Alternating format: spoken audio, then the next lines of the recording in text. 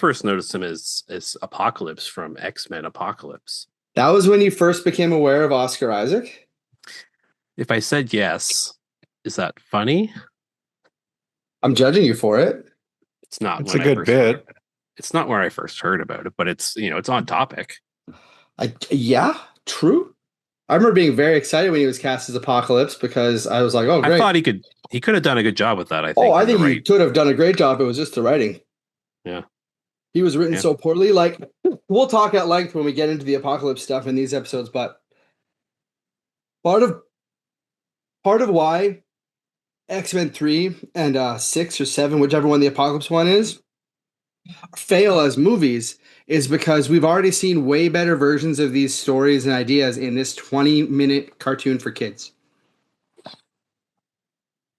We'll get into that in a hot minute here. I think the first thing I really actually noticed him in was Ex Machina. I think that's the first role that I was like, damn. That's a great performance. Yeah. And I've gone back to see things that he did earlier than that, but that was the first. I definitely knew who he was for Inside Llewyn Davis, but I think that's when I started to pay attention. Yeah. What else had he done before that? The Coen brothers to be a lead. Like, he's in the Bourne Legacy as outcome number 3. That's fucking hilarious. Huh. Those Bourne movies cast better people to be like the assassins that he kills than to be the leads of the movies. The Bourne Legacy, that's the Jeremy Renner one. Yeah. Mm-hmm. Ooh. I'm pretty. Oh my god!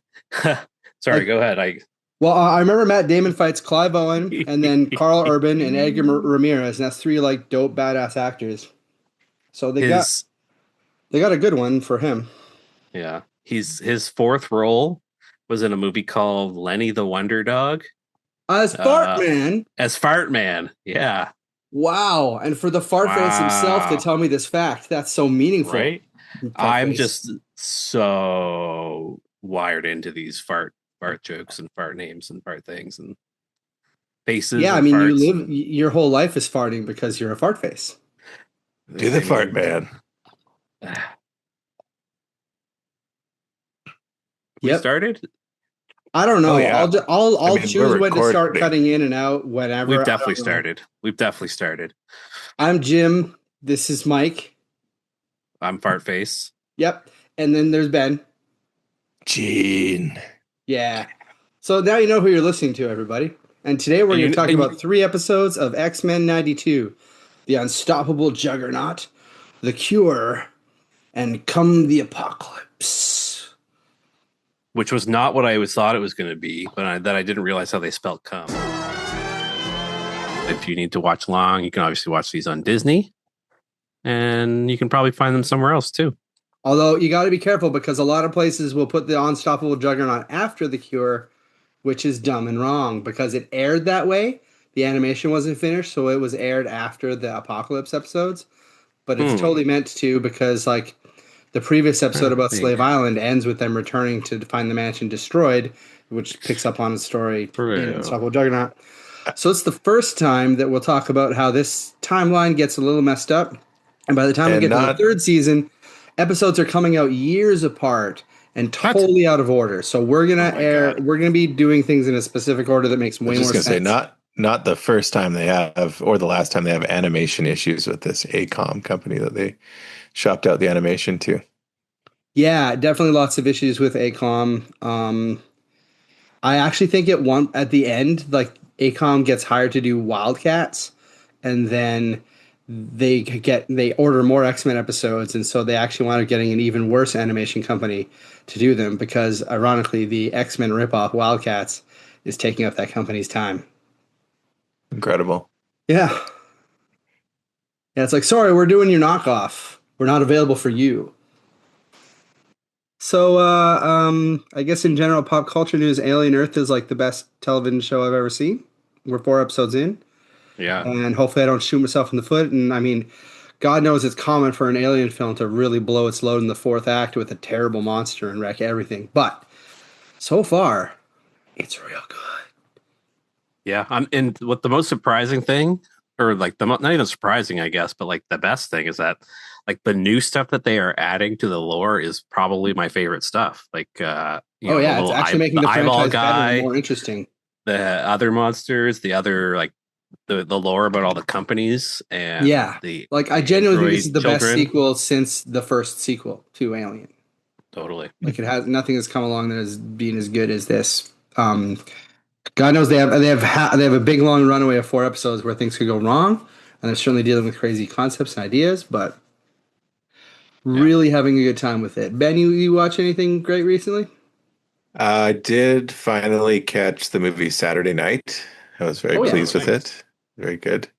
Really liked all the performances. I loved the guy that played Lorne Michaels. I don't remember his name. I didn't recognize him. Yeah, brilliant choice to get a 20-year-old kid that nobody knows to play unknown Right. 30-year-old Lorne Michaels to really emphasize that his youth at the time in the late 70s was like really made him an outlier. Nobody that young Totally. was getting anything done on TV, let alone this. And like, say what you will about Lorne Michaels, but like literally everybody has a Lorne Michaels impression that's ever met him or has heard his voice, and like for that kid to just do kind of like a regular voice was really good, I thought, because like it could have just become like a caricature, Wow, I but he wonder if just he did was such a like good the job. only person that didn't come in and be like, Right. right, so this I'm is Right. what reading we're gonna for do for tonight. Lorne Michaels, and they're like, perfect. This guy's never heard of it. didn't do a Doctor Evil impression. Right. Right. What else? Peacemaker's been off to a good start. That's sort of putting us Yeah, where we're we one are. I episode guess in and each. it's dealing with the multiverse. So even though I enjoyed the first episode and have a lot of faith in James Gunn, I'm still a little bit like scared about the potential here because God knows Oh yeah, multiverse stories and superhero shit have been as bad more than it's been good that's on film. true. But I they've think you're already. forgetting about. Nope, you Yep. got it. You're Yep. right. No, Yep. yeah, Yep. that's right. Yep, I yep, even that's remember true. like walking out of the theater from Everything Everywhere All at Once and thinking like, man, Doctor Strange is fucked. Marvel's fucked. They just got so much more emotional range and like they really plumbed the emotional depths of what you can do with a multiverse story. And now all that there is to multiverses is just different paint jobs and lack of consequences. Different facial hair sometimes too. I feel like the Daniels are probably being consulted about how to try and make the Avengers things good because guess who fucking produced Everything Everywhere All at Once for the Daniels? I'm gonna guess it was the Russos. It was the Russos. Wow. They produced that film. Bravo. They left Marvel and went and made the better multiverse thing and Hmm. unknowingly salted the earth for what they were trying to do in the Mouse House. So Well, they props to didn't know them. they didn't know they'd be back at the Yeah, time. they never had any idea. I think that they had no idea that they were going to fail so spectacularly. Like they'd had a great career, you know. They started off with Welcome to Collinwood, a little gem, and then they start working on episodes of Arrested Development, and then they make Yumi and Dupree, which is fine, I guess, but it's not bad.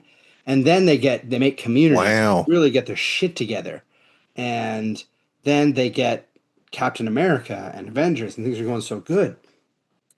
And then The Gray Man is, I think, a movie that almost everyone I know saw but cannot remember a thing about. Hmm. It's like the ultimate gray movie. And of course, The Electric State is one of the worst films that anyone has ever spent more than $100 million making. Worst films per dollar of all time, probably. Yeah, it's fucking a It's such a bad movie that Netflix had to raise its prices by $2 Hmm. to compensate for their Eee. loss. Yeah. Well, and had it been a good movie, would how does Netflix make more money if a movie's good or bad? People sign up and watch that within the first week of signing up. That's how they know something is very Hmm. successful, and that was not happening for the Electric State. Interesting. Yeah, that's their main barometer. So, like, is a new account watching this or a reactivated account? Is it driving things? So that's why I purposely waited to get Disney Plus again until this Alien show is coming out, Hmm. Very so that I smart. could you know, actually You can contribute because you your can let them value as a know. person who Yeah. subscribes to a service just to watch a show is actually enormous. One of the strongest votes you have in this world. is to be a new watcher on a new service. Yeah. Yeah. You could almost The world we say, live in. God knows our votes. I subscribe every time just to watch a show. You know? You're a fan with a gun. Okay. I wish I could go somewhere with that. I wish I was a more clever person, but I just did a dab. I'm fucking brain dead. You guys are gonna have to like hold my hand through this. Let me roll another joint here and see how this goes.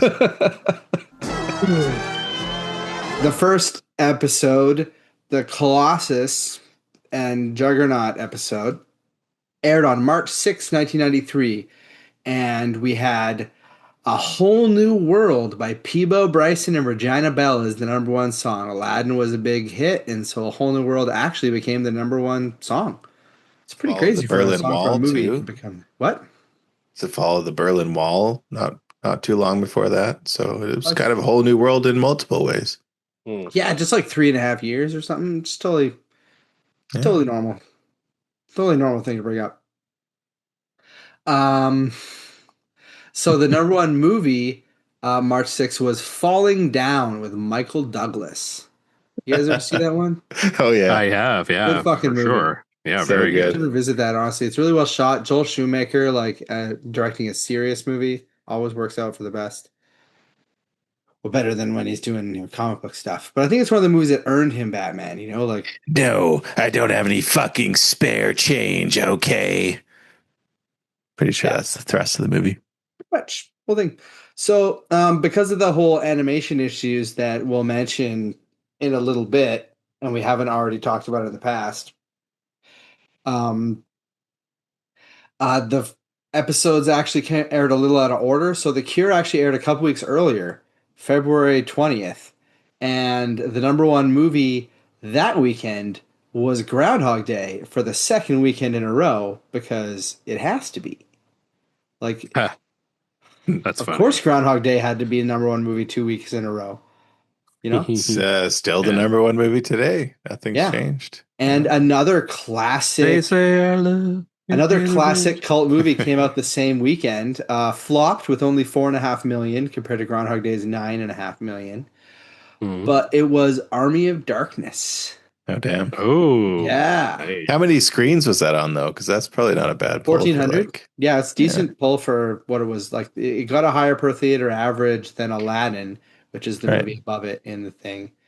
But was beaten by Groundhog Day, Homeward Bound, The Incredible Journey, The Crying Game, and Summersby, which I don't think either of you have ever even fucking heard of. Definitely not. Summersby. Yeah, it's a remake of a French movie, which I forget the title of as well. The French movie is pretty... Les Cousins Dangereux.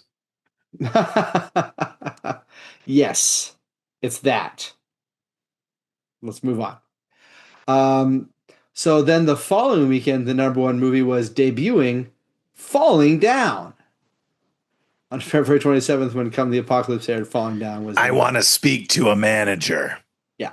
And of course, because it was February 1993, the number one song for both of those weeks was I Will Always Love You by Whitney Houston.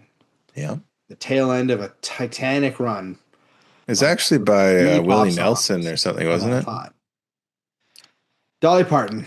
Dolly Parton, you yeah. stepped on right over me making a very good version of a joke that millions of people have made before. Shit. How dare you? God make damn it. off. It's the Cure thing all over again. You're the Cure. Yes. So, let's get back to the episode. Shall we, fuckface? Sorry. Let's get back to the episode. Shall we, fartface? He's fartface. He's fartface. Yeah. He's homo superior. Fartface. Ben, we got him to say it. We got him to say he's fartface. He's on recording. Oh, you will never live this. We got him, folks. Shut it down.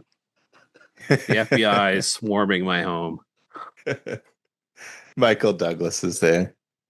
And Michael He's got an Uzi and a business suit and a black tie. Big glasses. He's eating his wife's vagina. Yeah.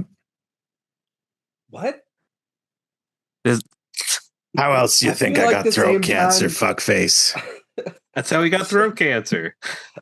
This reminds me of the time I asked you how Superman was, and you were like, "I want to watch Superman and Lois Lane fuck." Yeah, I do. No, I get it.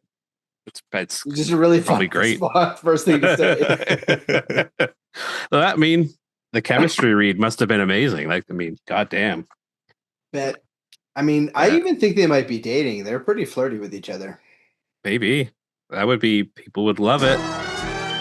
This is not called Captive Hearts. I forgot to change the name on the title. This is You the Unstoppable Juggernaut. idiot. Is it the? I Um, thought it was called Enter the Juggernaut for some reason. oh, you never want to enter the Juggernaut. No, sir. No, he doesn't like that one bit. My eyes are wide. I got nothing. The X-Men are flying. They can't get a hold of anyone at the mansion, and it's been destroyed, which I think is like a reanimate. Like they kind of covered They're that playing the last same episode. clips from the previous episode Yeah, over yeah, again, yeah. as if it's not a recap, but it's the new Yeah. episode. Yeah, So it's been that's happening. destroyed. It's fine. It's the 90s. And they search for Charles, who's not there. Oh, Yeah, right. they It use was their powers. Enter Magneto. That's where I'm getting mixed up. Oh yeah, definitely. Yeah. There's no sign of Charles. Somehow the underground war room is still intact. It has a voicemail from Professor Xavier. He's gone on an important trip conveniently before the mansion collapsed. So that's handy. And they find some massive footprints in the wreckage. And Hold on. Wolvie Let's goes talk off on about his. Storm for a second, though, because like Yes. she does a cool suit up thing where it looks like she's actually fucking destroying her costume and Yeah. revealing an X-Men outfit underneath, like her Which- like pink cool dress coat Yeah. thing. That's my Like, running theory. She's is got that crazy she is, style, but like, or maybe she has so much control over. Here's some headcanon. Maybe she's got so much control over the weather that she can, with the power of electricity, transmogrify one outfit into a different outfit. I mean, She is an Omega level That's- mutant, right? She's one of the that top is level power some levels. tomfuckery right there. I don't know about that. That's It's a real homo superior, that one. I mean, I don't. I'll allow it, but I don't like it. I'll I allow like it. I like the I like idea the that fact- it's like little clouds and like pieces of dust Oh, and stuff she's- that make up her oh. clothes. So maybe It's like that she's just maybe wearing the weather. right. Some very specifically well sculpted clouds that are just form fitting to her body. Although you'd think if she was like trapped at a closed space, that would all like fall apart. She'd be nude. And she does hate. Maybe that's why she hates enclosed spaces. No, That's my why she has that phobia. clothing. Yeah. My clothing, come to me. That's how she talks to the weather.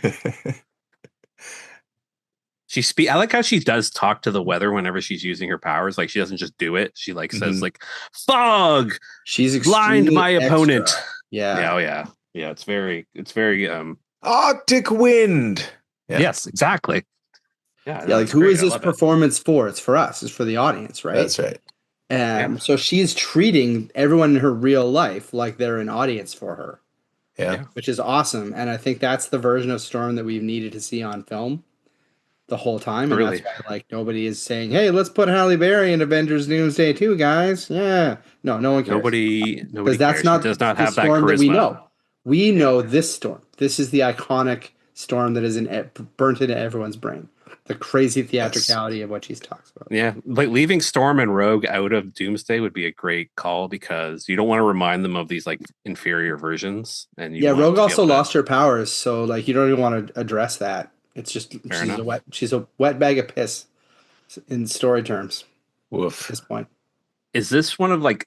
I'm kind of under the impression that the X Mansion gets destroyed a lot in X-Men stories. Is that Oh, in the comic books, it's a consistent thing. I think the X so? This is like Okay. it's a comical amount of times that the X Mansion is being destroyed. I think this is the only time it happens in the show. okay. Well, they're getting it out of the way early. They don't, they knew they have to hit that point at some God point. damn it. Not again. Yeah. Anything else we want to say about this like start of the episode, I guess? Or Just for the Juggernaut, like what is his like accent, ethnicity, background? I'm Oh, so question. confused. So this there. is interesting. He is the Xavier's adopted brother. They're both English. In the But movies, they replaced him with Mystique. They said that Mystique is the person he knew from childhood, an orphaned mutant. But Kane Marco, who was I thought the you meant you were saying Mystique was Juggernaut. no, they were, but they You're like saying they that put backstory is given to Mystique. yeah, like Mystique Yeah, in yeah. the movies has Juggernaut's backstory of being Xavier's like the kid that was raised with Xavier, but he was like a bully that Mm. was jealous of the fact that Xavier had these mutant powers and he didn't have them. So he went and personally tracked down the magic power through the Roby Crystal of Sidorak so he could become the Juggernaut. It doesn't really explain that very well in this one, does it? And that makes him The movies sound leave it out mentally completely. handicapped. They do get to it in the cartoon eventually. Yeah, I know they get there's to it, episodes about but it. yeah, we know that. I think like we do learn that he's his brother in this episode, right? He Yeah, does he mention kind of it, alludes to it. but it's He's not a like, reveal. Oh, the favorite The brother X-Men or knew it something. too. The Like when X-Men already Jean know. it's when Jean tries to penetrate his mind, and she finds out, I think, that he's Yes, totally. Yeah, because the they don't know who favorite. Juggernaut is until this is the first time they're meeting him. Well, I don't know. It may be the first time they're meeting him, but they seem to know They about know his him. lore. It sounds. They like. know his lore for sure. Like they've Yeah. been briefed on the Juggernaut. It sounds like that was my take anyway. And like they knew to take off his helmet so that Jean Yep. could get in there. Yeah. But that's actually there's a bit of a red herring that comes before the Juggernaut is part of the story when they go off to look for whoever did the destruction of the mansion. They think they find him, but they run into someone else who's really big and strong doing some demolition in the city. It's Colossus, which is great. A big fan character. Like I love Colossus. Great to see him He's here. the best. Yeah, And this like is right an off the interesting way hop, to introduce him. I found. they incorporate the like Colossus throwing Wolverine Yes. into a pile. It's such a like great Easter egg. And Yeah, then, that's like, called the fastball Wolverine's special. like, It's oh, a he's really got a good arm on classic him. image. You know? Yeah, I'm Which a big is such a fan great of that. image. I have a T-shirt of that image. Oh, really? Yeah, it's cool. Correct me if I'm wrong. Maybe none of us know, but I think the fastball special was created in Astonishing X-Men, which is like in the early 2000s, so way after this show. So that's not actually referencing that. The but image maybe I'm that's where picturing they- is from probably you the sure? 70s or the 80s. It's I'm got, almost like, the positive. brown Maybe not. Wolverine. The first fastball special was in 1980, bro. You are wrong. Okay. And I can actually research that on the internet. Yeah. Yeah, you're because right. like You are Colossus right. was an X-Man back in those days. Wolverine was wearing like the brown costume. So, Yeah, and I remember being enough. like a kid and being disappointed when I was like doing creator wrestlers and pro wrestling games that I couldn't program my wrestling team to do the fastball special as their double team. Listen, Wouldn't that this be is awesome if why- you could do that? this is why we have you guys here because you know so much more about this than I do. that is literally the only thing I know about. That's this. the only reason you guys are here to fact check me. And now my work is done. All right, thanks for Beam coming me in. up, Scotty. And just so everyone can understand what's happening on in the visual aspect, Ben has just turned into a beams and pillars of light and floated away. So I guess it's just going to be Mike and I, unless some random guest walks in. Hi guys, it's Julia. Oh my god! It's Wow, I've Elaine never Pennis seen- herself. I've never seen Jim and Julia Louis-Dreyfus in the room at the same time. This is crazy. This is amazing. I'm so excited. I actually get to be here. Hi, for Julia's it's so appearance. good to be here again. Fantastic. Thank you for coming back, Julia. It's I gotta go. Bye. Oh, okay. What the hell was that? Bro, Oh, Julia you- Louis-Dreyfus came. You just I thought you did guys were Julia making it up Louis-Dreyfus. the whole time, but she showed No, up. she's- It's fucking awesome. Was that Julia Louis-Dreyfus in the made She hall? my did fucking day, she bro. did the Elaine dance. She did the stupid dance with the little did it. kicks. Yeah, I it love the captivated little our hearts, kicks. bro. I'm in love. Wowie. I'm a believer. So So, Jubilee thinks she's fine Colossus and runs in I when she couldn't leave her discovers if I Colossus tried. doing demolition. She thinks he's the one. We talked about this already? we did, yeah. But he does Oh, have a fuck. great moment Well, I'll just cut here this out. that wraps up the scene. They wrap up the scene with a great moment where one of the guys drives a cement truck at him and he just kind of stands there, and Yeah. it's like really like well shot, like well framed out, like as far as the animation goes. And, You Americans, so strange. Always oh, driving he's so funny truck into too. Colossus. I also Why really can't we like. be friends? I love to be friends. See, but he takes the whole wad of cash for the whole job.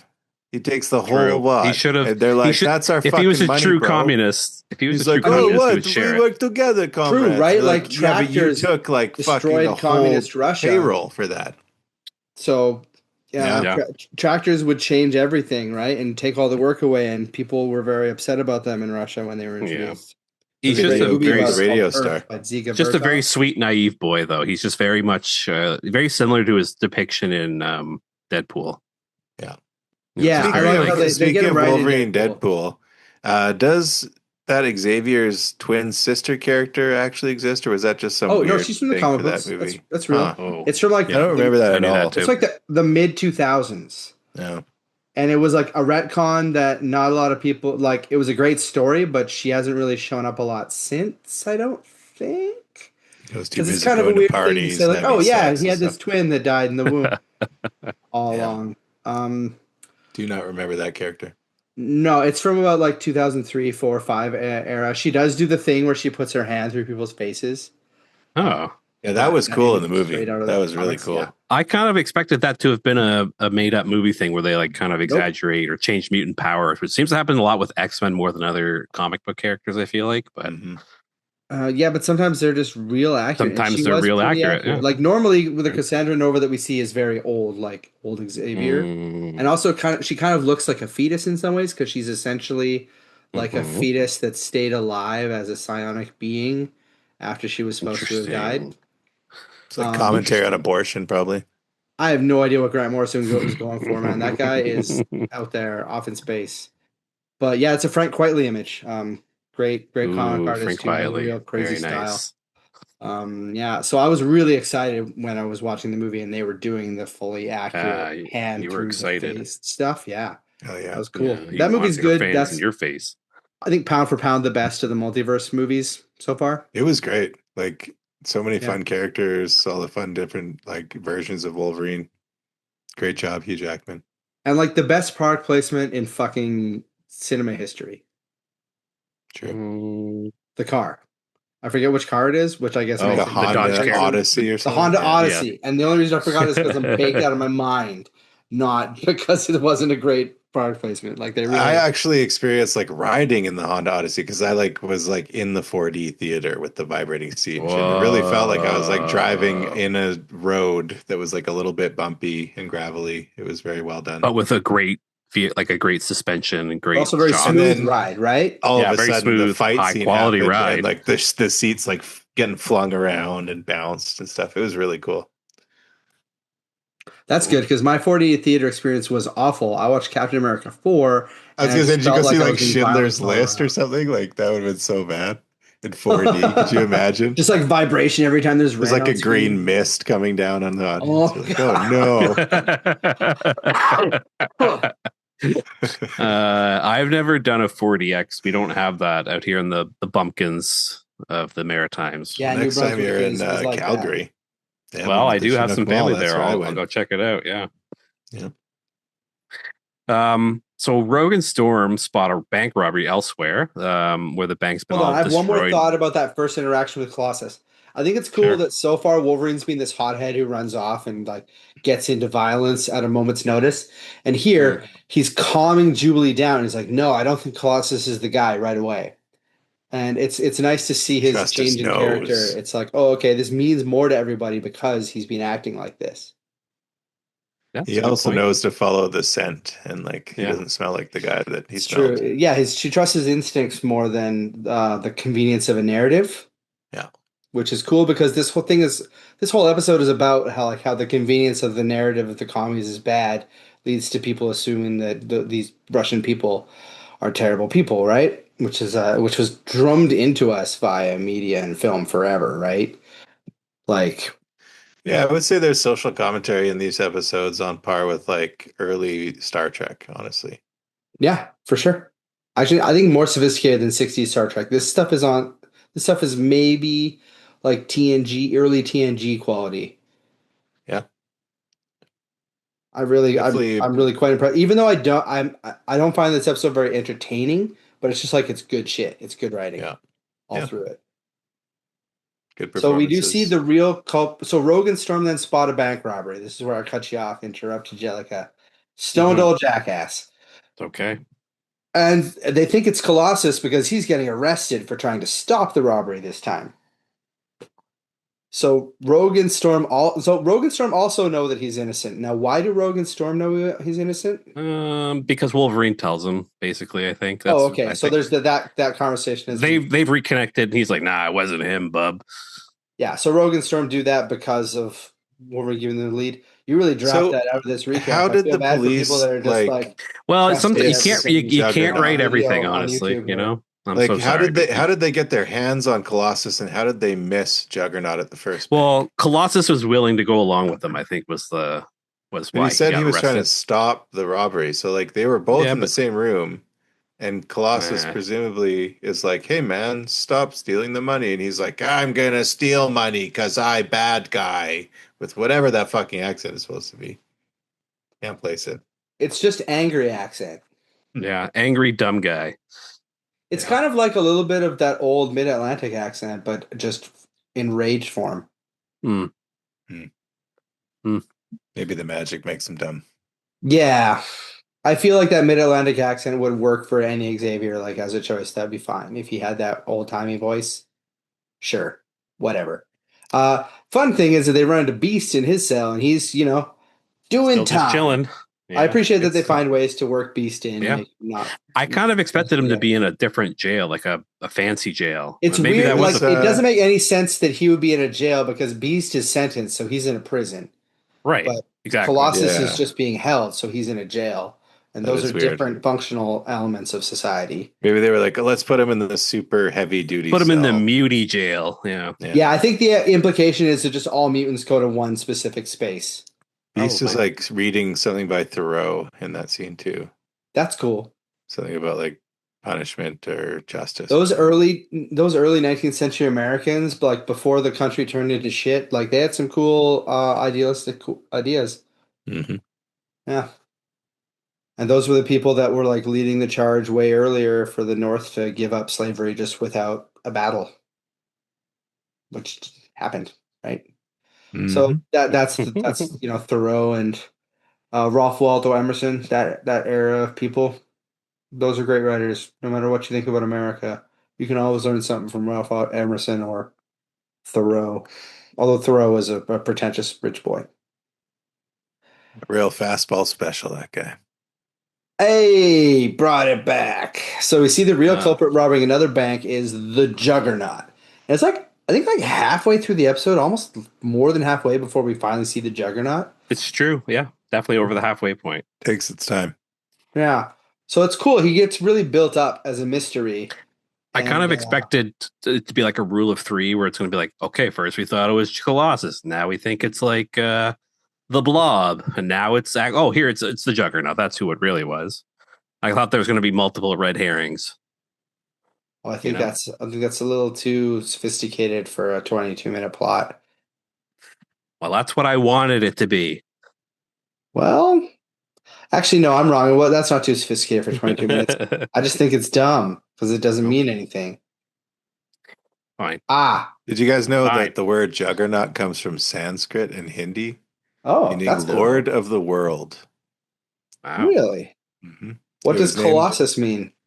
I don't know, but Juggernaut was named after the enormous carts used to transport the Hindu god Jagannath, a form of I Krishna. do think that we see where this crystal of Sidorak comes from later on, and I think it might actually be India That'd be cool.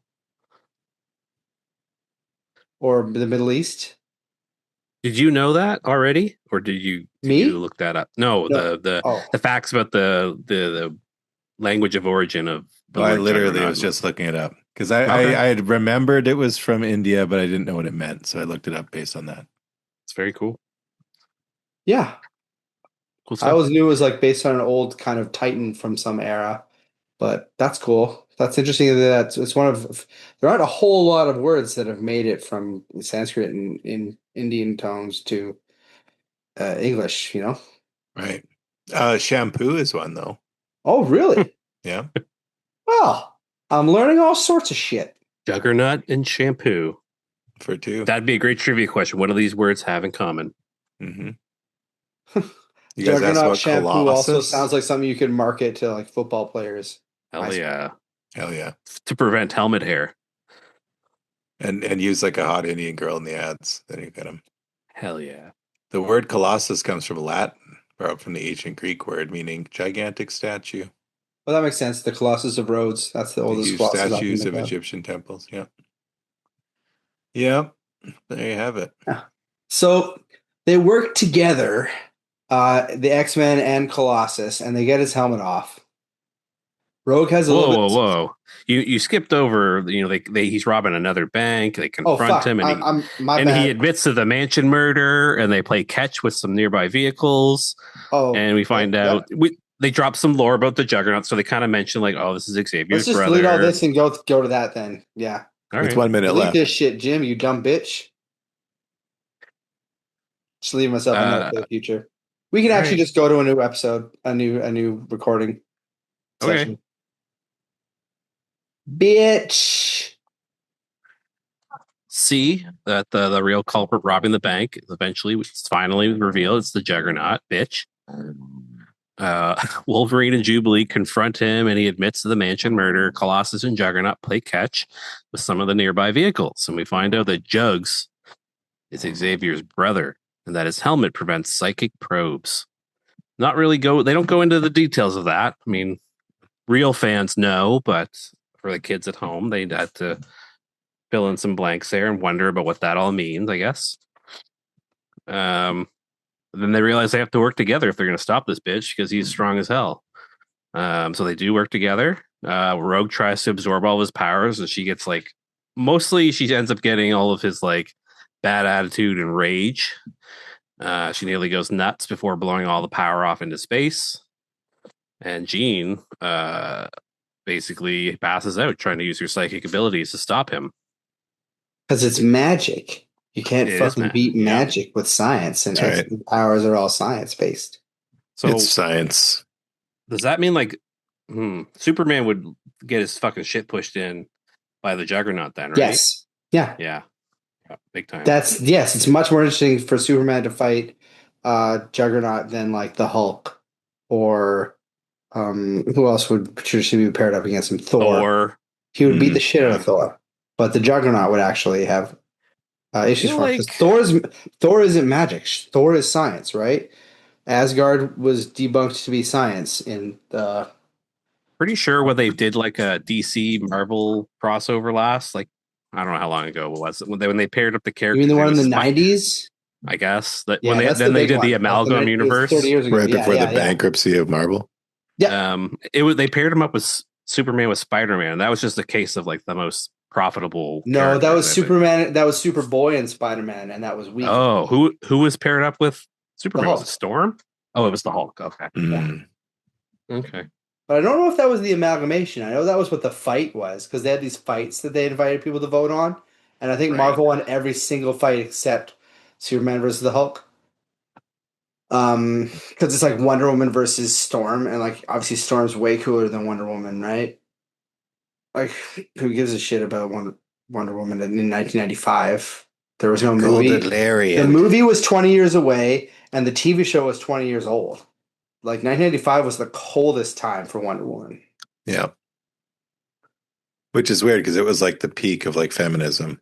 You'd think that there would have been the peak Daria.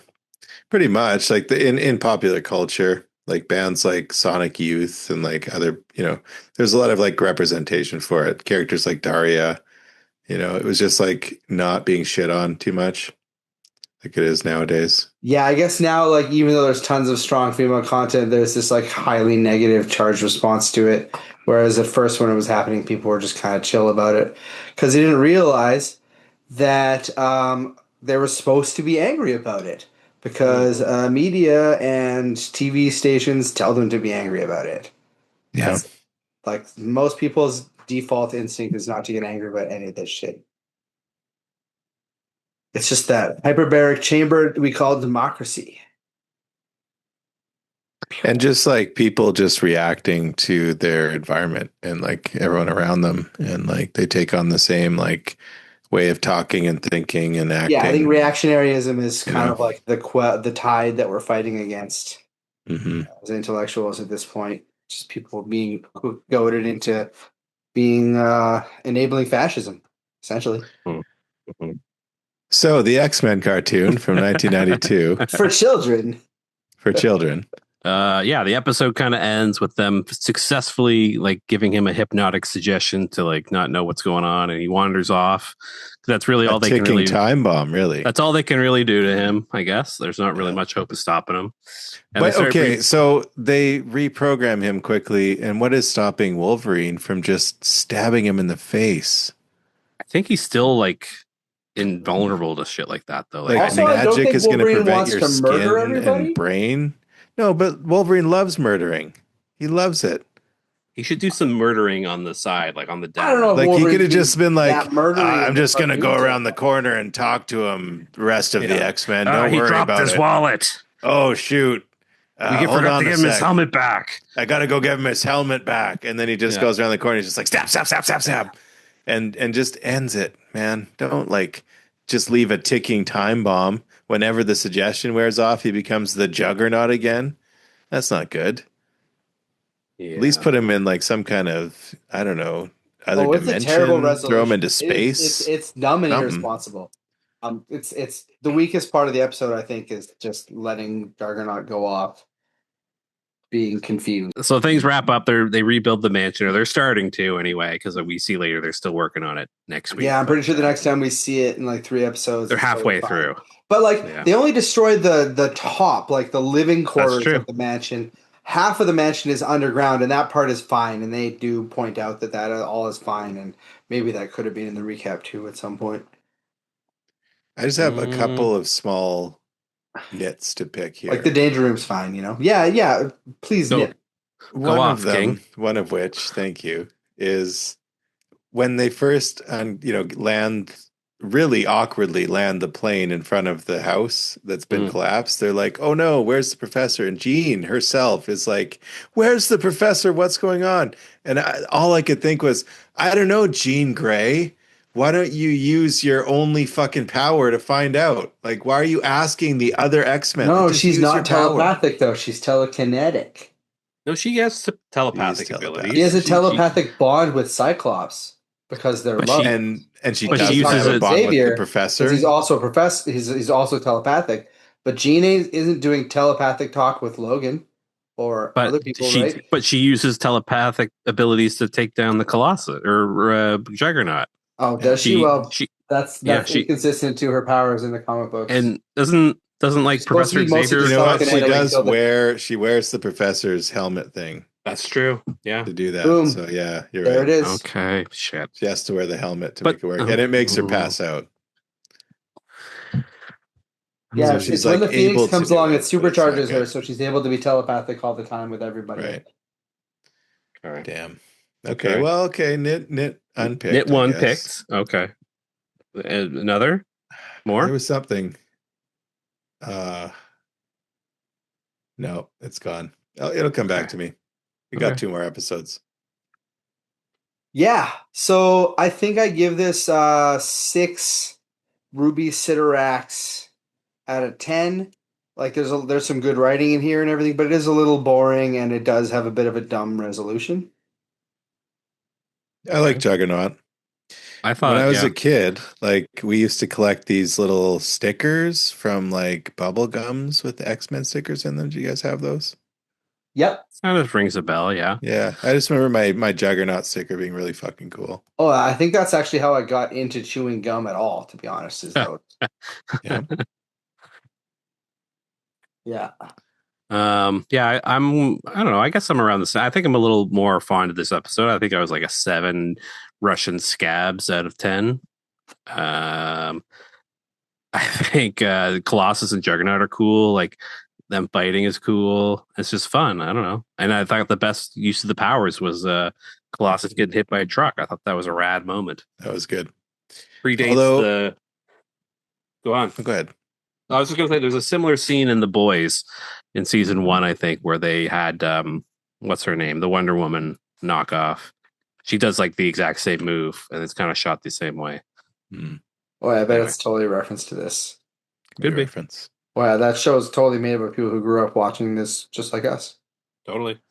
100%. Rogan and Goldberg are like a year or two older than us, maybe. Mm-hmm. Yeah, they're from BC too. Totally. But Grey Boys. So, I think this is the best version of the Juggernaut, with like the Mystic version of the powers. In the movies, for some reason, he's like a mutant with. For some reason, he's just always classified as a mutant and shown, and it's not explained that he's not at all. And his connection to Xavier's being ignored. He's used pretty well in Deadpool 2. I do think he's fun in Deadpool 2 when he's mostly CGI. Or I think maybe he's played by the Mountain at some points from Game of Thrones. But man, the Vinnie Jones Juggernaut in the movie in the third movie is terrible, and I honestly, it's good for him. I'm glad that he said no to coming back for Deadpool versus Wolverine, because it's one of the worst things about Deadpool versus Wolverine for me is that the Vinnie Jones version of Juggernaut is in all those action scenes as just like a dumb random villain. And like just in the last Deadpool, we had a good Juggernaut. Why are you going to step backward in the same franchise? I just don't Especially understand. in a way that's like not as a joke or a reference. He's just And there. it's just there's no reason for him to have been there. They could have put anybody else there, maybe an actor that like would love to reprise their role, you know? Yeah. Get the woman who played Callisto to come back. I don't think she was in it, or was she? They had her character, but recast, I think. Oh well, fuck that. The woman who played her was beautiful. Just give someone who Brody a crack at it. So Cable approaches a cabin in which a couple are enjoying a romantic fire. The man who's a part of the couple, he broods a little bit, and he ends the evening early, even though the lady, the girl is down to fuck. She is. Yeah, she's like, take me now. And the he's man's like, just no, like handsome, gorgeous. If you knew how weird I was, yeah. You might see my Even though he wings. seems to have his weirdness under control once we find out what his weirdness is, because they're not. He really like, has some of the best mutant powers. It's very weird that they always use Angel as the guy who wants to be the least. It's like, oh, you're very good looking and you have huge wings and you can fly. Oh, you're and people think you're an angel. Again, which we come back to X-Men terrible choices. Like Ben Foster's Angel is so weird. But clearly it's like baked into the character that they. I guess the vanity is. I guess, but right? It still just doesn't play well if you haven't been introduced into like in the comic books, they earned their way with years and years of his character having vanity issues, and there was an unrequited romance with Jean Grey for a while. He was the original guy who wanted to be with Jean. And if he hates his powers so much, why does he show up at Apocalypse's place in an angel themed costume and being like, why does he have that? I don't know. Archangel, don't look at me. Oh, I don't look like an angel. Don't look at the halo on my shirt. It doesn't mean anything. So Cable shows up. If he's supposed to I do think that he is supposed to have been an X-Man in this continuity, though, because later on there's references and flashbacks images to the OG 5 X-Men team. So I think that he is meant to be a former X-Men here, and he's a lost X-Men. Okay, interesting. So Cable does show up at this cabin, and he's in a secret lab, and he asks if Angel or Warren is Adler. He says no, he's Warren Worthington the Third, and they fight, and Warren gets shot out into the snow where he sprouts his wings for the first time, and we find out how ugly and horrific of a mutant he is. Yeah, gross. And then his girlfriend shoots him accidentally in the chaos, and he flies off. I love this. She's meaning to help, and she accidentally hits the man she wants to be with. Doesn't really seem to mind that he's got wings for a kid show, you know? Yeah. Doesn't. And then the theme from City of Angels kicks in. It's like, and I don't want the world to see me. And he flies off. That happened on yours, right? No, just my episode. Okay. Yeah, that song existed in 1992, so 100%. Nice. We go to Muir Island next, where Charles is with Moira, who's got a very, very heavy accent. Just bringing him to see that was Adler. something. It's just so heavy, and like she sounds like a million years old too when she's like just like a regular aged woman, or regular age, whatever that means. Regular age. Regular Tell me, age, Michael, just a what's a median regular age not age old woman? as dirt. You ageist Wow. piece of shit. Wow, fuck, you got me. That was bad. Okay, so let's think about this. The average age of a woman, if women average live to like 70, 80, something like that, and, a bunch of them die when they're young and a bunch of them live when they're old. Let's say the median age is like 50. A bunch of them Like, live that's when the they're average, old. That's a really you know. good. That's some good English, funny. Die when they're young, live when they're old. You know what I'm saying? Yeah, I totally do. Yeah. Anyway, I'm going to say Anyway. 50 is the average age. A normal age. A regular age. A regular age. So they're with Moira and they go to see Adler, who Cable is looking for too. And he claims he's working on a cure for mutanism or mutantness or whatever. Mutantity? Mutantity. So when Charles tries to read his mind, he gets visions of Mystique and Apocalypse and he passes out. Like he really gets all fucked up. He kind of like shuts down. Like he looks like a glitch almost. Like he's just stuttering. Yeah, he goes like up and down in his face like really fast. Yeah, something about that really fucked him up. Yeah. Mystique's too fucking hot. That's the problem. That's what happened. He just nutted in his chair. He's like, oh. He jizzed in his chair. Just in his chair. That's right. That song still plays in the clubs in Europe, just unironically. I believe it. Still plays in my head, unironically, too. The X-Men are rebuilding their home and their mansion. They use their powers in some fun ways. They're using their powers to do that, yeah. Wolverine's acting as the foreman, trying to get in everyone's business and being kind of annoying. That was my interpretation, but then Gambit was actually being annoying. Move that beam. Gambit really Would you like me to nail those nails in for you, darling? He wants to do it with his arms and his hands, and she's like, I like to use my brain. I'm more of a... So Gambit almost comes to blows with Wolverine because he tries to have an exploding brick go off in his hand, which Cyclops interrupts. Then somebody drops like a little like gazebo over Gambit, I think, and just in time for Charles to interrupt. Her telekinesis, right? Because she's telekinetic.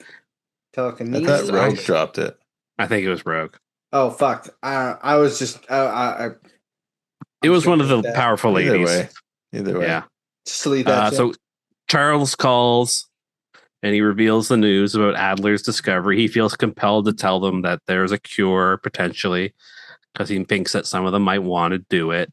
And Rogue is actually the lone X-Men who seems to be considering it because she's looking at Cyclops and Jean holding hands longingly. Yeah, and as we'll find out, like her powers suck kind of the most. I mean, we kind of already know that her powers are the most like shitty. Like she's really powerful, but it sucks. Yeah. Like she can't feel the touch of anyone. So and Gambit is constantly like, "Oh, go ahead, kiss me, Sheriff. I fucking got to go to the hospital. It'd be worth it." Just taking his shirt off all the time, being like, "Oh, I don't care if I ever fuck again. Just one time with you is worth it, Sherry." And she's like, "Come on, man. I'm so fucking horny. I'm so fucking horny, and you're doing this to me again. One of these days, I'm gonna fucking kiss you right on the mouth. It's not gonna be pretty." Yeah. I mean, like imagine if she took over his like horny stuff. Oh shit. Like she just fucking explode. Be bad. In the comics, when they do finally kiss, it's like as all of reality is maybe coming to a standstill because somebody has gone back in time and killed Charles Xavier's son and changed the timeline. That gets undone, but she remembers she has his darkest secret buried inside her, and it makes her kind of snap. And it took like 3 years of the comic book to finally reveal this thing that deep inside her she knew that he had betrayed the Morlocks to Mr. Sinister. and led to them getting massacred. That never happens in this cartoon continuity or anything. He's not that kind of guy, but in the comic books, before he ever was introduced as a heroic character, he betrays the Morlocks to Mr. Sinister, and Mr. Sinister slaughters them all. Most Damn. of them. Yeah. Wow. Totally. So that's the consequence. When they finally did the like, oh, what are the consequences of these guys kissing? They really paid it off. Nice. Yeah. Cool. Yeah. On Slave Island episode, they did make us think for a second that he might be betraying them. That's true. Totally. There was a lot of hints back at the time that he might be betraying them, which we'll talk about again in the next episode when we talk about Days of Future Past, or the comics version of Days of Future Past. There's a lot of hints that Gambit might be a traitor that kills the X-Men, but then it turned out that the real traitor that they were building towards with that storyline was Professor Xavier himself, with the Onslaught character, which is like this evil alternate version of him that's kind of like so much like Cassandra Nova that Cassandra Nova was a little bit weird to come afterwards. It's kind of like, oh, okay, an evil. I always thought Onslaught was a merging of Xavier and Magneto. Well, it's like the evil essence of Magneto or some kind of thing inside him. It's visually represented by this weird demon thing reaching out from Magneto's soul and touching Xavier's soul when Xavier is shutting down his brain for pulling all the adamantium out of Wolverine. Okay. It's a really weird. It's like, what the fuck is happening? I don't understand. It's depicted as a demon coming out of Magneto and entering Xavier, and the like kind of fusion of those things becomes Onslaught inside Xavier over a period of years. And that's the betrayal that Bishop is going back in time to try and like prevent. Yeah. Comics. Comics it's a are pretty weird way to wild. get those two to finally hook up, though. Yeah. So Rogue does leave. She catches a flight on the wing of an airliner instead of flying herself. I guess that's maybe just a easier way to navigate. And she goes to Muir Island. There was a pretty funny moment too. Yeah. The guy sees her on the wing, and he's like, it's kind of like must kind of be a reference to that Twilight Zone. The Twilight Zone story, episode with where William like Shatner. The guy spots her, and then she's gone when someone comes to look and check on it. So yeah, it's Terror at 30,000 feet, I think. Maybe that sounds right. There was a remake of that in the Twilight Zone movie that they made a couple 40 years ago, where John Lithgow did a remake of it too, and so that's probably the more interesting version if you want to watch like from a modern standpoint, right? It's John Landis directing it. It's really well done. The old one's black and white, but we all know it because there's a Simpsons parody of it. Like most things that are canonized by society, that story of the gremlin on the bus from Trios of Horror is an adaptation of that same story. So if you've seen that, there's also a Krusty on the wing. I think at some point. What? A Krusty the Clown doll attacks the wing of a plane on one episode too. Oh yes, in a similar fashion. They reference that as well. Yeah. It's just one of the it's a great trope, you know. Mm-hmm. There's something on the wing. Yeah.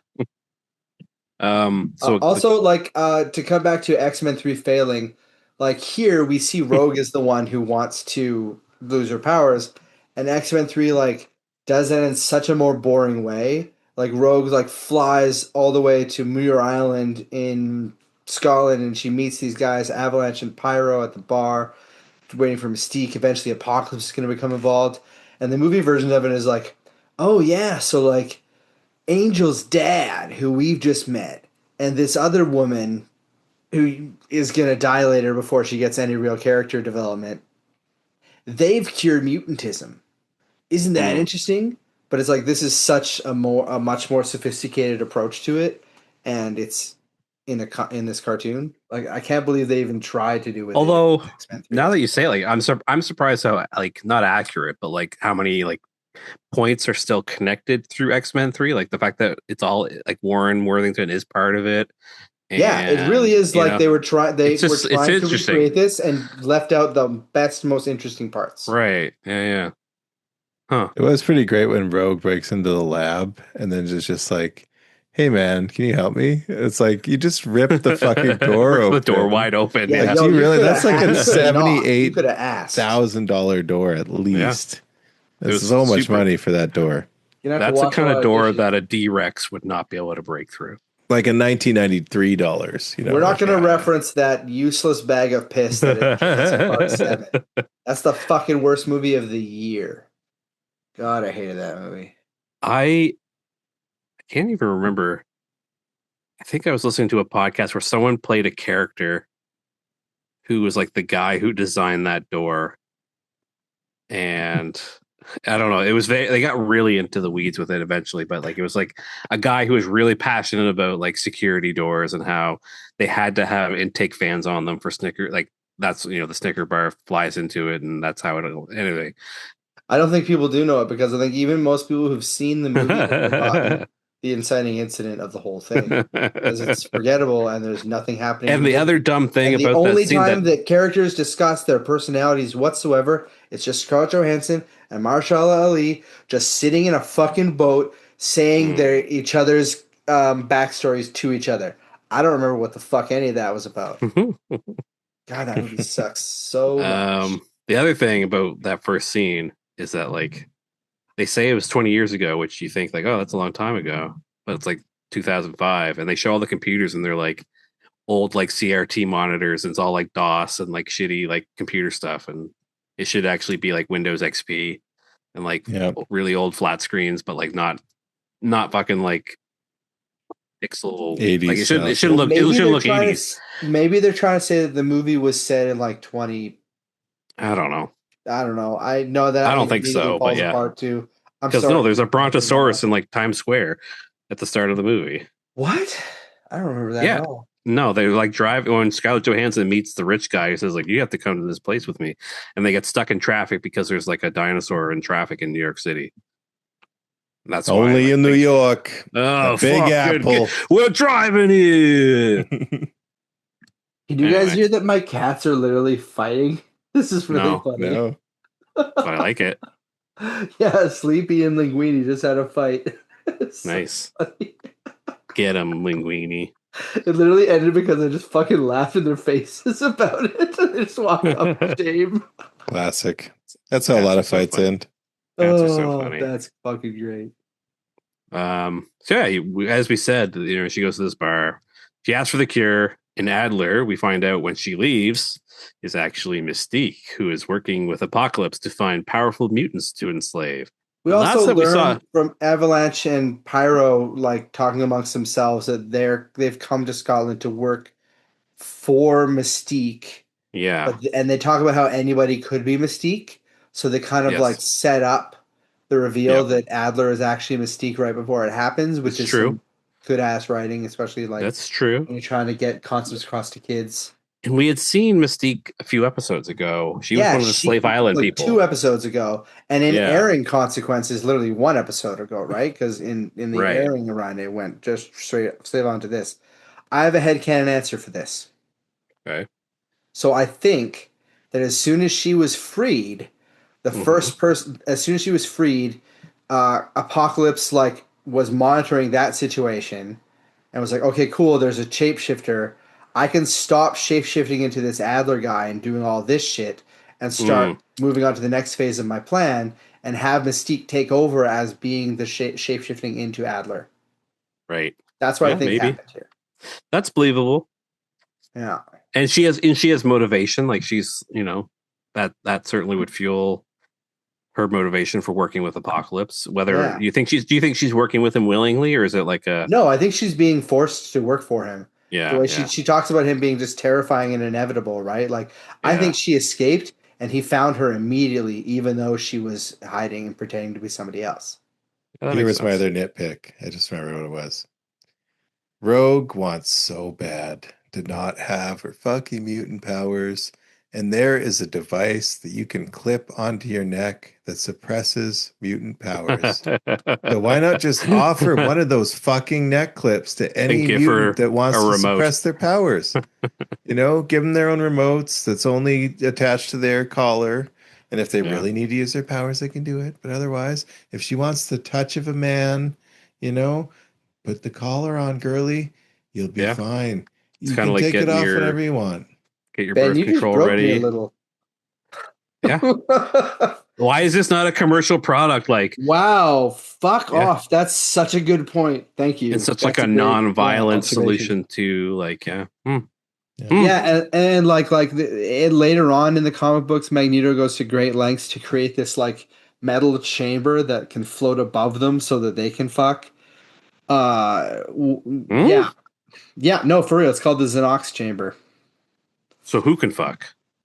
So Magneto and Magneto Rogue can and, fuck. Magneto and Rogue have a relationship in the comics, like As in all well. versions of the comic books in multiple realities. Interesting. They fuck at some point. And I know Like, in the main Interesting. timeline, it was like a clone. How does he do it in X-Men Magneto? 97? What? How does he do it in X-Men 97? I know they have a relationship there. I forget he what has a reason different they gave. explanation that's much better than the Xenox chamber.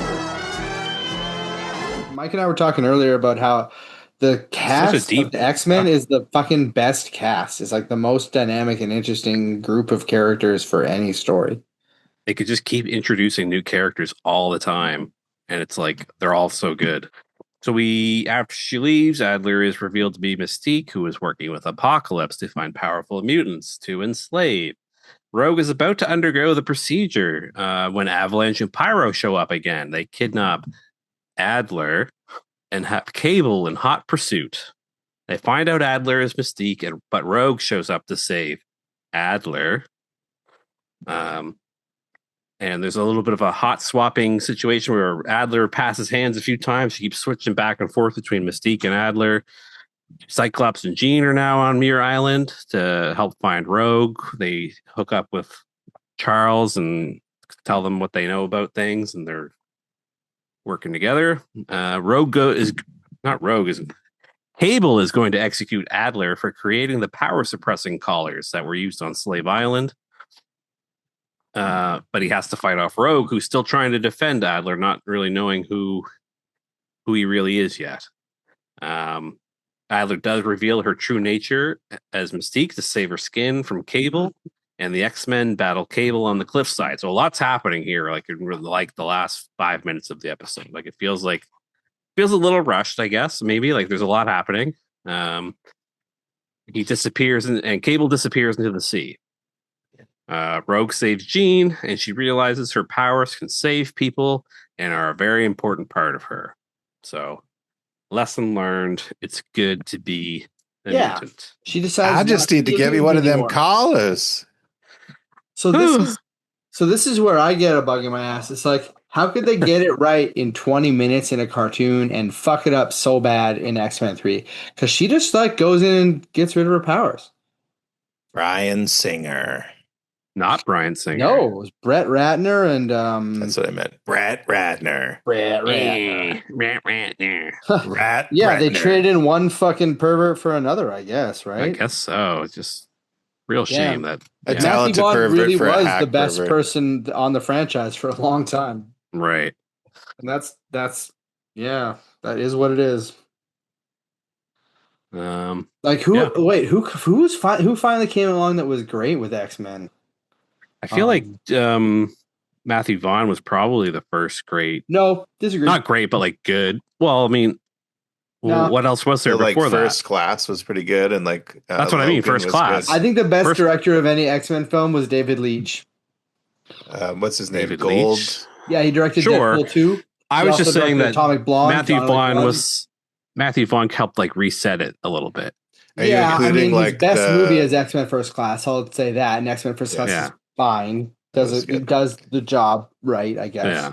I'm not. Are you including like the Logan and Wolverine and all those like Deadpool and all that shit too? I like the Wolverine. Yeah, but I don't like X-Men Origins Wolverine. Was that Goldsman? That was Goldman did 2, or Mangold. Mangold did 2, and Logan as well. But I'm not a huge James Mangold fan. I have a real problem with the way that he kind of like walks the line. Yes. Remember I have a problem with the way he dials the Destiny. Dial of Destiny was a fucking terrible film as well. Let's not get into that. That's an annoying piece of shit. It actually makes me I'd actually choose Kingdom of the Crystal Skull over Dial of Destiny. So just to wrap up here, since this is like the very end of this episode, we got to move on. She does run into someone else coming into the lab on her way out. It's Warren Worthington, all in his angel costume, who's on his way to meet Adler. Dun dun dun. Wonder what he wants. Take off my beautiful wings. I still think Apocalypse is one of the greatest villains that the mainstream culture has not really gotten a chance to understand. Because he really was wasted in that film. Where they literally start the movie by having him lose. And then he just kind of like leeches off people. And vaguely repeats the character arc of Leeloo Dallas from The Fifth Element. But who wins in a battle? Apocalypse or Doomsday? Like, you mean Doomsday from like Superman versus Batman? Yeah. Apocalypse would win that, yeah. You think so? He's Doomsday smart. beat Superman, though. But Doomsday is like just pure, like Apocalypse is so much smarter than Superman. Apocalypse would whoop Superman's ass. Do you mean Darkseid? I'm thinking of like Doomsday that killed Superman. Okay. I've never heard Doomsday and Apocalypse compared to one another, I guess. Yeah, it's normally Darkseid and Apocalypse are because they kind of look the same. Thanos and Darkseid, but Thanos and like and the concepts are the same, like Doomsday and Apocalypse. That's true. Like liturgically speaking, or whatever. At first, I thought you said Doom, and then I was thinking, oh, that's actually interesting. Doom and Apocalypse are quite, I'd say, maybe like the closest to equals. Doom's smarter, probably, but Apocalypse has all these powers. Doom. MF Doom, more like it. Because Apocalypse is kind of like this mutant force that keeps possessing new bodies, and then he like gets the power of that body as well, and then he continues forward into new bodies and regenerates himself, etc. He's a little bit like a bit like a vampire in that way, kind of like a Trill from like Star Trek. Sort of, but I think he like is literally just like pure energy, or like I think they just transfer his like plasma or whatever into another body, and that's him. I'll transfer my plasma into another body. That's you. You're welcome. All right. Yeah. So general thoughts. Yeah, I give this one like 7 angel wings. It's pretty fun episode. We get a bunch of new characters. We get that great Apocalypse intro. He's so important to the whole overall story. But there is something that feels a little uneven and too quick about. It feels like a part 1 of 2, even though it's not. Yeah, this felt like it could have been part 1 of 2, though. Like in a sense, yeah. Like I really felt when I watched. Say on the screen, part 1, part 2. You know what I mean? That's true. You're correct. Yeah. But I felt like when I watched through these 3 episodes, it really felt like I'd watched like a movie. Even just like the Cure and Come the Apocalypse really are a binary piece. They should have been a part 1 and part 2, maybe, but I bet Fox didn't want to have too many of those. They're about to do a really important one. Yeah, we're following up with the most iconic part 1 and part 2. It is cool though that this series is not like bottle episodes. Like it does have a storyline, and it's like you have to kind of watch it's a almost everything serialization thing. It's very much like a modern show in that way. Like I don't remember many comic cartoons like this. Batman was already happening. That was very episodic. Spider-Man. Spider-Man was pretty serialized. A little bit of an arc, but it came they had like a 5 standalone episode. Spider-Man was notorious for like 5-parters. I felt like and they Spider-Man would do like came like a full 2 years later and was developed like to follow up on the success of this. Yeah. But I can't think of other stuff like He-Man, anything from before this era. Like Transformers sort of had some plot stuff every now and again. But really, like the idea of a serialized plot that moves things forward as much as this show did was shocking. I think. Yeah.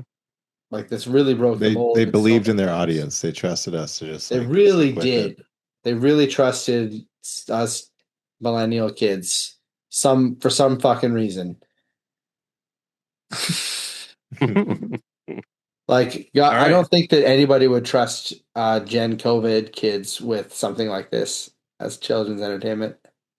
Although they could watch it in one afternoon on streaming. The new MCU X-Men movies have like their work cut out for them being as good as this, seeing how the Fox X-Men series tripped its dick a lot when it tried to do things that this cartoon did.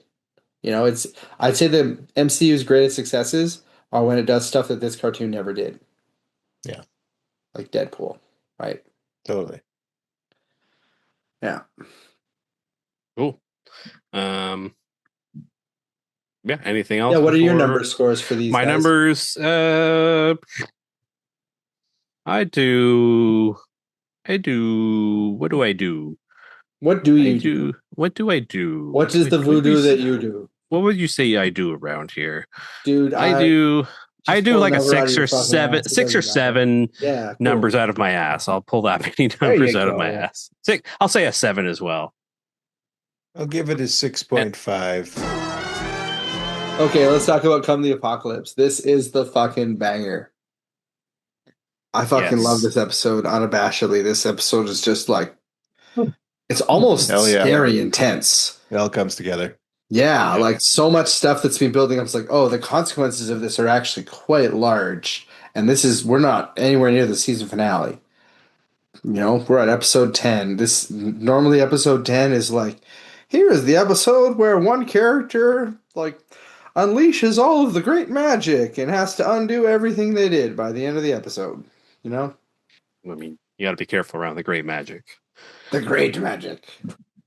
So on Muir Island, Mystique, still posing as Dr. Adler, uses a machine. Still using this machine not to cure mutants, but to enslave them. First of all, she gets Warren Worthington transformed into the very iconic version of himself, Archangel, probably the more popular version, I would think. Yeah, maybe yeah, at I this think point. More people I had a think of toy him of as Archangel. In the 90s video games, he was called Archangel, and that like really, yeah. And I think it was also usually pronounced Archangel instead of Archangel. Really? Yeah. I mean, that's Kind of like I how it's remember it from my Mephisto childhood. instead of Satan. Maybe they just didn't want to ever be caught up in like satanic panic stuff. Yeah, it also just has that German sound to it. Archangel. Sounds very I can see brutal. that. Brutal. Warren Worthington. They also Very German name. they find some other mutants at the bar where the other X-Men have been hanging out, shooting pool and relaxing and acting all cool. And they find the Morlock lady who can make people sick was there. I don't know how she got to Scotland.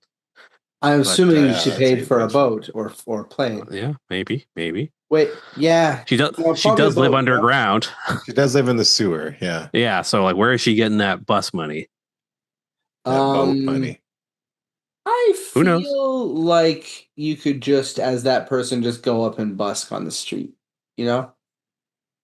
I feel like she could just be like, is that the same lady that could be like, you want to sit down and cry like a baby? Or is that a different lady? No, it's a different lady. It was the one Yeah. who like made someone just like have the flu and poop their pants instantly. I think Oh, I hate because she that. turns into pestilence, which is like the Right. sickness one. So Yeah. I think they were trying to theme the powers based on. I don't know if the other two are recognizable people. Her at all. appearance as Pestilence really reminded me of Heavy Metal, of like the demon Well, horde. she at got the really end of Heavy hot. Metal. She She got did. really She got hot. so hot. It was a great makeover. Yeah, yeah. Yeah. Didn't make Um, out with it. my hand at all. and they got some mechanical horses to ride on, and Like neon colored. Yeah, the Who's the other- mechanical horses are fucking sick. there was the lady who could turn flowers into dead flowers. She becomes famine. Yeah. So she can like kill everyone's food. At one point, she goes Makes over a these couple guys people. really hungry. Yeah, they were really hungry. They got really hungry really so quick. fucking- They're like, "Oh, Oh, I need some they fucking lose food." all of their body fat instantly, and I was just Yeah, thinking, it's all God gone. damn, that's some good magic. How can we get a Yeah. man on that? And the war guy, I don't really know what his do. He could just kind of shoot lasers. I Yes, guess. it's like he like prays with his hands, and it makes. Yeah. He also He sticks his- incites violence amongst folks. Oh yeah, no, that Like, makes you guys sense. war. And they're like, yeah, war. Whoa, war! We like it. And he like It's made a game where you missiles. just basically let the cards determine if you win or not. There's no And skill whatsoever. They really kind of go on a pretty big rampage around the world. They show them really like it was Russell Crowe-esque the way they were going around fighting around the world. Mhm. They destroy a dam. They get some soldiers hungry, like I said already. They launch some missiles and fuck up an army base. So they're really making their They presence like known. make the missiles turn around and launch back at Yeah. their own planes. So good. That part I kind of liked. It was like, damn, Yeah. like that's good use of that science. That's You good, kind yeah. of start to root for Apocalypse at times, but also like the way that this is a United Nations peace conference that this is happening. Yeah. We see very European looking buildings, large Mhm. crowds of people. Like this scene in a film would be like a huge, large scale set piece, right? Totally. Yeah. And it Absolutely. has that vibe, even though it's a cartoon for kids. And I don't remember where I was necessarily when I watched this one, but goddamn, do I remember watching it and being just shocked by how large the scale of it was and how You're dire right. it felt. It does feel like something out of a movie. Like it felt like they wanted it to be a big moment, I guess, when he like reveals himself to the world and like unleashes the horseman. Yeah, I get that for sure. It was cool how they tricked the Horsemen too, because like by that time they'd made Archangel, but then they had like Mystique play Warren Worthington and go into that bar and just be like, "Look, everybody, I'm healed. Yeah, I'm that a was a good normal little moment. dude." You know, and they're like, "Okay, yeah, let's do it." And it's like a good way to convince them to do it. It's good. Yeah, they really use shape shifting so well in this show. Yeah. Totally. Hey, is the guy from episode 1, the shape-shifting guy, going to come back at some point? Yes. Spoilers. Morph. Yes. Morph, yeah. Yeah, we'll get a lot of him. Morph, Not our favorite. like, well, yeah, he's. I don't want to say when, but you know, he shows up every now and again. He has an ongoing arc. He's in X-Men 97. It's good stuff. He's their Star Trek Next Generation's Q, maybe. Sorta.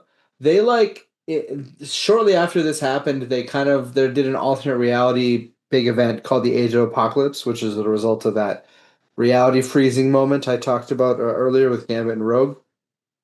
And in that, they brought Morphin and made him like super fun and hilarious and awesome. And then they wound up building a whole comic book series out of him and the Blink from that world. Oh yeah, A rotating cast of other characters just Mhm. traveling to different multiverses and running into different things. And that's I think where they should go with the multiverse going forward is just make an animated show with that concept with Morph as the main like comic relief character and go through and just do like alternate reality versions of Marvel stuff with the real actors as in animated form in where the consequences actually are real because you are following Morph and Blink and their friends and they do die and so you have like a bit of a reason to be attached to it. Just like a shot for shot remake of Zelig, but it's just Morph the whole time. Yes, 100%. That way you can watch Zelig again. And yeah, it's definitely Woody Allen's most interesting film. Yeah. Which is a loaded phrase. Mia Farrow's in it, so you can't not think about the things. Yeah. Terrific production. Yeah, very interesting film where Woody Allen inserts himself into all sorts of found footage to make a film about a character in the 1920s, 30s, and 40s. Yeah. That has a weird ability to become he's a chameleon man. He can just become anything else and learn any other skill and do it well. It's really super interesting cinematic exercise. It's a shame that such a questionable figure made it. Yeah. Such as like they film though, right? Birth of a Nation some incredible work. Film. Yeah, fair. But the incredible work that they put in to find like the matching cameras and the matching like audio recording equipment, like they really like went like shot for shot, like confirmed, okay, what kind of cameras were they using for these film strips and what kind of cameras were they using in this? Yeah. My favorite story from the production 30s, of it is that they put the film in a bathtub and had Mia Farrow stomp on some of the footage to make it look old timey and shitty and fucked up, have scratches. And like, if you could get your stepdaughter to stomp on it as well, that would be great. Yeah. In hindsight, there's some fetish stuff to that too, isn't there? Yep. Then Xavier sends Rogue to investigate Muir Island while the rest of the X-Men go to battle the Horsemen and Apocalypse. She goes to there. She sees the lab. There was never a cure. She has a little tussle with Mystique. who shoots her in the back, literally. And what else happens there? I don't remember. Nothing. We see that Mystique is really going out of her way to like protect Rogue a bit, which I like. Yeah. Yes, for sure. She's like, you don't know what you're dealing with. Like, this is bigger than both of it. Like, you should just get away from this right guy. out of the He's right out of the bad. wagon. Like, I know that there's reasons for this that will come later, but it just makes her a more complex character that she's like so Absolutely. conflicted. Yeah, right she's away. like, I had to help him, or else he was going to Yeah. kill me. But you don't have to be here, or whatever. Yeah. So meanwhile, the X-Men battle the Horsemen across Europe, but they have a hard time because they're really fucking strong. But like the most iconic is Rogue realizing that he is at Stonehenge and going off to fight him alone. Like what really registered for me watching the episode this time was like, holy shit, the first time any of the X-Men fight Apocalypse at all, it's just Rogue alone. And like we get the classic meme badonkadonk shot where she's oh god, yeah. Her big ass is facing the camera, and it's amazing. Blew my mind to really see. It was like, oh, not only is this a hilarious image, it's also in one of the most dramatic moment we've seen so far. Shit's crazy. I was truly. And then the rest of the X-Men show up to support her. It's like a big like fist pump moment. Like it really felt like super cinematic. Like they really the one thing this show's really good at is making it feel like an awesome moment when the X-Men arrive on the scene. Like it just always feels awesome. Yeah, you just pan over and it's like, holy shit, they're all there. They have their powers. How did no one notice them showing up? That's another whatever. That's a small nitpick. Yeah, that theme song plays. So good. Just baller. So they fight. Rogue again goes rogue, I guess, or she takes things into her own hands. She goes and absorbs Archangel's powers by absorbing his essence. She turns blue. She blew herself. Yeah. Which I was expecting that. Is what it is. Yeah. He turns on the Horseman after that because she absorbs the evil out of him, she says later, which I guess is true because he doesn't revert back to evil. So yeah, it's a weird thing to be able to pull out of you, but I guess like we've talked about how evil in the X-Men world is literally a physical thing that manifests itself. It's almost like he's got a man inside him yearning to be free. And that man always wears jeans in the shower. Mm-hmm. And then so he turns on the Horseman and he turns the tide of the battle, and Apocalypse flees into a spaceship and he actually fucking flies off into space.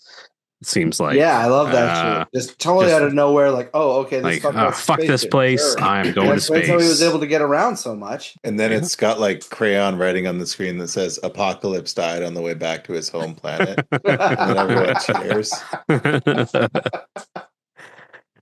I have to go now. My planet needs me. And then you just see like the cell lifting up out of the screen. And that leaves Archangel tormented by his actions and Rogue shaken by what she's absorbed. Yeah, I wonder what the follow-up like is that. I don't remember there being much follow-up on that, but we'll see in the next episode. Oh, will we? I don't know. Like we will or we won't, right? But if we won't, then we'll find out. Yeah. So this was in my opinion, this was a banger of an episode. This was really like a culmination of a three-parter almost. It feels like, I guess, because like things are just. I guess like in a sense, Slave Island and The Cure and Come the Apocalypse that makes feel like a three-parter. But actually, Slave Island was like had its prologue in Cold Vengeance. This is like the culmination of threads that started in episode 6. That's fucking cool. Mm-hmm. I'm gonna give this one 10 Horsemen of the Apocalypse. This is an iconic banger episode. I had so much fun watching it. I think about it a bunch as one of my favorite episodes. And I know what comes later. I rewatched this show earlier in the pandemic, and because the pandemic's still happening, by the way. COVID's still a thing. So anyway, like 5 years ago, I watched this stuff, and I know that this is a great episode. This is a 10. I love this one. Yeah. No, I give this like a 9 out of 10. It was just like, yeah, it's just a great episode, and yeah, it just felt like a little mini movie, little wrap up mini movie. Yeah, it was just fucking great. Mm-hmm. I'm happy And to yet, proclaim this a threads for this will 9.6. continue all through the next 3 episodes. Like we're really in the middle of a whole culmination of all these elements that have been building up over the season. I'm stoked for the next one. Great. And that's with that. I mean, we kind of rushed through it, unfortunately, because we have so much to talk about in all these episodes. But that's it for this episode. Next week we're going to talk about another triple dose. Wait, Ben, give me a number. What's your number? 9.6. Yes. Yes. Sorry. Oh, yes. I am kicking my feet and punching the air like Conan O'Brien. Thank you. Good. Insuperabilis. That was a chair. That was a chair when I sat down. Why you have to be mad? He gave it 9.6. No, I'm not mad. I'm happy. No, I know. So happy. Conan's happy dance. You underwear wearing bear. Go dance. Yeah. You weird guy that wears underwear. How did you know I was wearing my underwear? How did you know that? You son of a bitch. Reminds me of this meme. Sorry, just like a quote section from King of the Hill where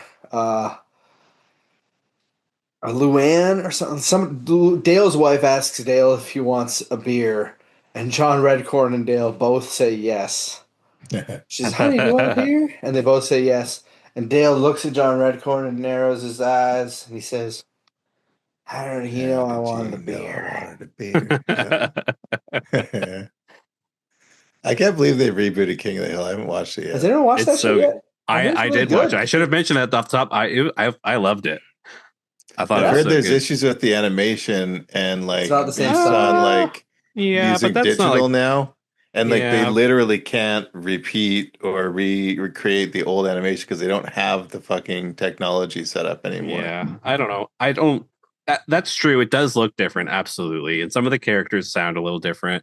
But sometimes that's okay. I mean, X-Men '97 looks very different from X-Men this, but some of the actors sound older and all the better. same thing. Yeah, I think it's really really well written and funny and I loved it. And I'm not someone who really watched the original run that much, so maybe old fans wouldn't like it. I don't know, but I really liked it. I watched a bit of it. Like I was more Beavis and Butthead, and I probably watched like 2 or 3 seasons of King of the Hill. But it was just always on. I was like, how is this still on for so long? But yeah, I'm a Silicon Valley guy. I think that's my favorite Mike Judge, honestly. Oh yeah, it's also very good. Pretty good. Yeah. Anyway, the ending is so good. Next week we're doing Days of Future Past 1 and 2, and the final decision, whatever that means. It's really just Days of Future Past Part 3, though. Like it's the same story. All right. Well, that's it. We'll see you next week. Gene.